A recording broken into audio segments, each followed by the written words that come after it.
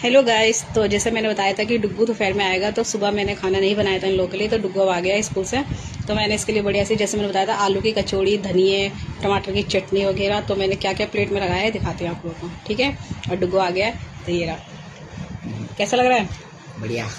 तो गाइस अभी भी आया बिल्कुल पसीने में, इतनी गर्मी में। अलमारी मेरे पीछे खुली हुई है, तो चलो आपको दिखाती हूँ। ओके, तो गाइस ये देखिए, टमाटर, पुदीना, टमाटर, धनिया, लहसन, बहुत सारी चीज़ें हैं इसमें। चटनी अगर आप लोग बोलोगे तो मैं रेसिपी दे दूंगी। यहाँ पर सेवइयाँ है टेस्टी सी, बहुत गाढ़ी गाढ़ी दूध वाली एकदम।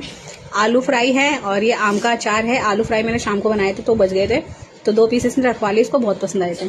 तड़के वाली छाछ है, मसाला ऊपर से डाला है मैंने इसमें छाछ का। और यहाँ पर आलू देखो, इसको बर्दाश्त नहीं होता, ये खाने जा रहा होता है। फीलिंग दिखा दे अंदर की, तोड़ करके अच्छे से दिखा। तो गाइस ये देख कितना सारा मैंने आलू इसमें भर रखा है, और सारी कचौड़ी में बहुत अच्छे से आलू भरा हुआ है। तो चलिए, आज क्या हमारा दोपहर का लंच यही है। आप लोगों ने क्या खाया बताना। Okay, bye.